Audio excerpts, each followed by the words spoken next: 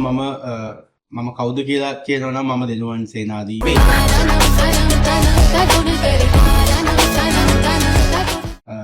මම පිළිබඳ පෞද්ගලික විස්තර ටිකක් කියනවා නම් මම කලාවෙක්ගේ තාත්තා කෙනෙක්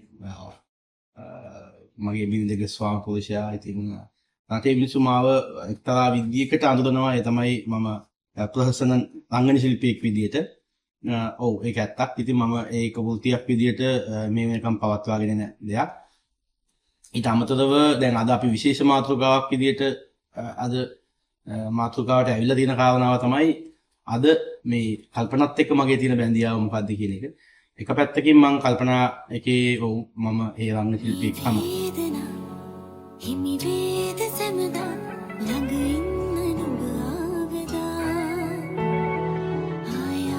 තව පැත්තක් ගත්තොත් මම එහි රේඛීය නිෂ්පාදකවරයා.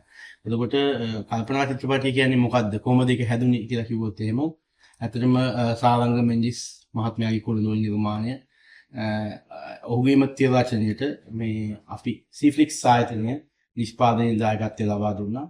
මේකට මඟ පෙන්වීම මේකට අත්වැල දීම තමයි මගේ අතින් ප්‍රධාන වශයෙන් සිද්ධ වුණේ. ඉතින් මට කාලයක් තිස්සේ සිනමාවට ප්‍රවිෂ්ඨ වීමේ දැඩි ආසාවක් තිබ්බා. ඒ කියන්නේ අපි හැමෝම නිර්මාණකරුවෝ විදියට ටෙලිනාට්‍යයට මොනවා හෝ සෙන්ස්ටේට අපි සම්බන්ධ වුණත් අපේ අවසාන අරමුණක් තියෙනවා අපි කවදාද මේ සිනමාවට යන්න ඕනේ සිනමාව කරන්න ඕනේ කියලා. ඉතින් එහෙම පුංචි ආසාවක් බලාපොරොත්තුවක් මගේ හිතේ තිබුණා. කෙවින් නොතේරි අවුරුදු 22ක කාලයක් විතර මමත් මේ ශාස්ත්‍රයට සම්බන්ධ වෙලා. ඉතින් ඊටාම කුඩාවට ආරම්භ කරපු මගේ වෘත්තිය අද වෙනකොට ඇත්තටම මම මේ මට්ටමට මම මේක නිර්මාණය කරගත්තේ මගේ උත්සාහයෙන් මගේ කැපකිරීම. ඉතින් අපි නැවත වතාවක් කල්පනාට ආවොත් එහෙම කල්පනා කියන එක අන්න එහෙම නිස්පහදිච්ච එකක්.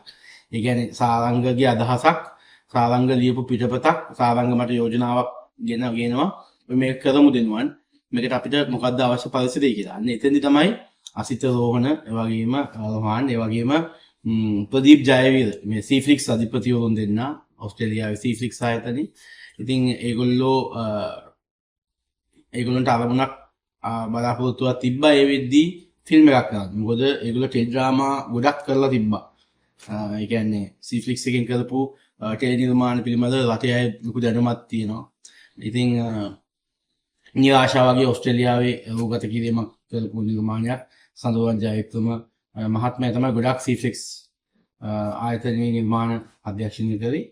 ඒත් එක්කම කිස් සීසන් 1 සීසන් 2 අතිශය ජනප්‍රිය ජනාධිපති පාත්‍ර වුණු ඒ නිර්මාණ සීෆ්ලික්ස් ආයතනයෙන් තමයි නිර්මාණය කළේ. ඉතින් සීෆ්ලික්ස් ආයතනය ගොඩක් ෂෝට් ෆිල්ම්ස් ටෙලි නිර්මාණ එහෙම ගොඩක් නිර්මාණය කරපු ආයතන.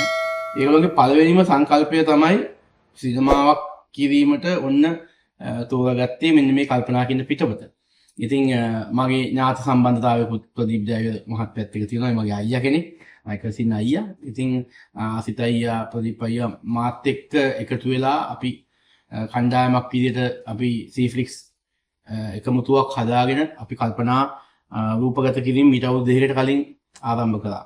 ඉතින් එතකොට අපි සිහිපත් කරනවා අපි කල්පනා කණ්ඩායමක් අව ඉන්නෝ නිරෝෂන් අයියා. එතනින් ගියාම උදාරි මේනක අයියා අපි ඔක්කොම සීෆ්ලික්ස් කණ්ඩායම.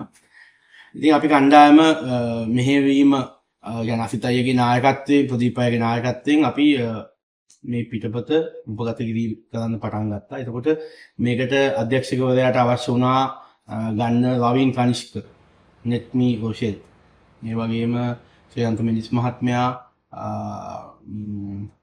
ඒ වගේම සනත් මහත්මයා, මොදින් චාරුණී මහත්මිය, ඒ වගේ ප්‍රවීණයන් මේක සම්බන්ධ කරගත්තා. ජනට් ඇන්තනි වගේ දක්ෂ නළුවන් සම්බන්ධ කරගත්තා. ඒ වගේම නවක රංගන ශිල්පීනුත් රසක් මේකට සම්බන්ධ කරගත්තා. ඉතින් ඒ ආකාරයෙන් අපි සිනමාවට ප්‍රවිෂ්ඨ වුණා. ඉතින් ටෙලි නිර්මාණ කරනවට එහා ගියපු විශාල කර්තව්‍යයක් එක පිටිපස්සේ තියෙන විත්තිය අපි ඊට පස්සේ තේරුම් ගත්තා. ඉතින් මේක ලේසියෙන් ෆිල්ම් එකක් කරන්න බෑ.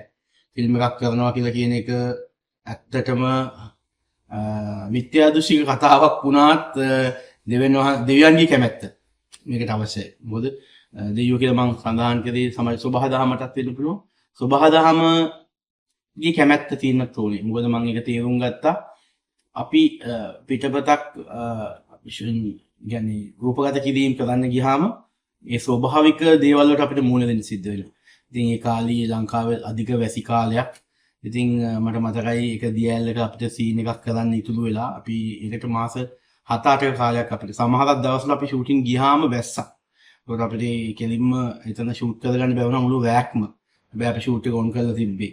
ඒ වගේ සිද්ධි රංග ශිල්පීන්ගේ දින ගැනීමේ ගැටලු අරවා මේවා සෑහෙන කල්තාවයක් මැද. ඒ කියන්නේ මට මෙච්චර කාලයකට දිනුවන් සේනාද කියන මේ රංගන ශිල්පියාට නොතිබිච්ච ගැටලු රාශියක් ඒ කියන්නේ රේඛීය නිෂ්පාදකවරයා ලයින් ප්‍රොඩියුසර් වුණාන් පස්සේ මට වුණා.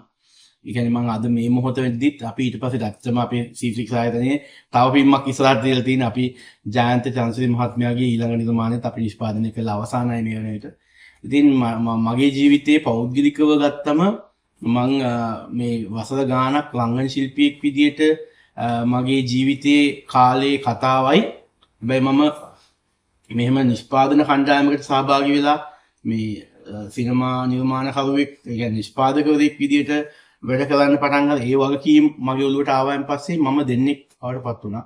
ඒ කියන්නේ මට කල්පනා දුන්නු අත්දැකීම් ඒ වගේම දැන් අලුතෙන් ජයන්ත චන්ද්‍රසිරි මහත්මයාගේ සමහල්සා සමාගම චිත්‍රපටය අති දැවැන්ත නිර්මාණයක්. අපි එකත් මේ උද්දම එළියට දාන්න බලාපොරොත්තු වෙන නිර්මාණයක්.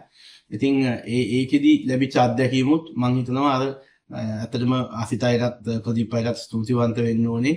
ඒ කියන්නේ මට මේ මගේ ජීවිතය මෙහෙම විශාල හැරවුමකට වුන් භාජනය කරලා සාමාන්‍ය විදියට ජීවිතේ කියන්නේ රංගන ශිල්පියෙක් විදියට ගත කරගෙන හිටපු කෙනෙක් වුණු මට දැන් හැබැයි වෙන විදිහේ වටිනාකමක් බවක් ජීවිතක ආරම්භ දුන්නට. ඉතින් කොහොම වුණත් කල්පනා කියලා කියන්නේ තාරුණ්‍යයේ චිත්‍රපටියක්. මම විශ්වාස කරනවා මේක තරුණයන් අතරේ අතිශය ජනප්‍රියත්වයට පත් වෙයි. මොකද මේකේ ලස්සන ගීත පහක් අඩංගුයි. ඒ වගේම මේකේ සටන් ඉතින් ගියාම ප්‍රහසන විකට සිදුවීම් ඉතින් ගියාම පවුලේ එකමුතුව ආදරය මිත්‍රත්වය මේ හැමදේ ගැනම කතා බහ කරන මේ ඇත්තටම කිව්වොත් අපේ කාලේ චිත්‍රපටයක්. ඉතින් තරුණයන්ට පවුලේ අයට ඇත්තටම නරඹන්න පුළුවන් කිසිම ප්‍රශ්නයක් නැති. කියන්නේ මේක අම්මත් එක බලන්න බෑ, තාත්තත් එක බලන්න බෑ, පුතත් එක බලන්න බෑ, දුවත් එක බලන්න බෑ කියලා එහෙම මුකුත් ගැටුම් නැති. මුළු සමාජ හරස් කඩටම එක විදිහටම බලන් ඉන්න පුළුවන්. තාම ආදරණීය කතාවක්. ඉතින් ආදරණීය ප්‍රේක්ෂකයන්ට හැමදාම කියන්නේ එන්න අපිත් එක්ක සම්බන්ධලා ඉන්න. කලාව කියන්නේ ඊටාම සොඳුරු දෙයක්. ඉතින් අපි මොනතරම් රටේ මොනතරම් සමාජාර්ථික ප්‍රශ්න තිබුණත් අපි හැමෝම කැමති සතුටින් ඉන්න, නිර්මාණ රස විඳින්න. ඉතින් ඒකේ ප්‍රධාන අරමුණක් තමයි C-Flix ආයතනයේ කල්පනා නිෂ්පාදනය කිරීම. ඉතින් එහි මම ගැන හුදෙක් මුළු ශ්‍රී ලංකාවම ගොඩක් ආදරය කරපු නාට්‍යයක්.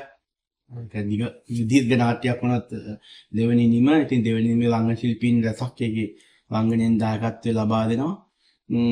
ඉතින් මේ විදිහේ කතාවක් තමයි කල්පනා. ඉතින් ආරාධනා කරනවා එන්න හැමෝම මේ කල්පනා බලන්න, කල්පනා රස විඳලා බලන්න. මේ එකක් කල්පනාට කරන එකක්, අනිත් එක තමයි අතන මේක සිනමාවටත් කරන සේවාවක්. හැබැයි බලන ප්‍රේක්ෂකයන්ටත් ගුණාත්මක රසාස්වාදයක් ලබාගත හැකි නිර්මාණයක්. ඉතින් කල්පනා එන්න, කල්පනා නරඹන්න, කල්පනා ශ්‍රී ලාංකික ප්‍රේක්ෂකයන් වෙනුවෙන් C-Flix නිර්මාණය කරපු මුළු සමාජ හරස් කඩටම එක විදිහට බලාගෙන ඉන්න පුළුවන් නිර්මාණයක්. මෙතන මොකද මේ කමර්ෂල් සිනමා තලයේ එකක්. මේක ඊටාම උසස් මට්ටමේ يعني අපි ඇත්තටම අපි හැමදාම කම්පෙයාර් කරේ ඉන්දියන් සිනමා. ඉන්දියාවත් එක්ක කොහොමද යන්නේ කියන එක. යාලා ඒ විදිහේ ගීත, ඒ විදිහේ ප්ලොට් එකක්. ඒ කියන්නේ මේකේ සමහරක් වෙලාවට තේරුම් ගන්න බැරි තරම් අපහසු ඔළුව ඒ කියන්නේ සමනල ගැට වැටෙන තරම් තේරුම් නොගන්න බැරි අමාරු ප්‍රශ්න මේක නැහැ. මේ බොහොම වින්දනාත්මක සරල හැඟීමක් දෙන තාම නැවුම් ආදර කතා.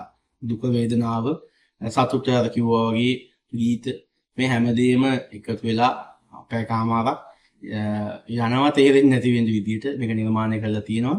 ඉතින් අවසාන වශයෙන් කියන්නේ මට ඉතාම ආදරණීය සතුටක් තියෙනවා කල්පනා නිර්මාණය අවසන් වෙලා අද මේ තත්ත්වයට මේක ගේන්න ලැබීම. මොකද මේක මගේ ජීවිතේ මට ලැබිච්ච හොඳ අවස්ථාවක්. ඒ වගේම මගේ ජීවිතේ හැරවුම් ලක්ෂ්‍ය. ඉතින් නැවත වතාවක් කියනවා බොහොම ස්තුතියි තිරදනාට මේ කල්පනා බලන්න, කල්පනාට ආදරය කරන්න.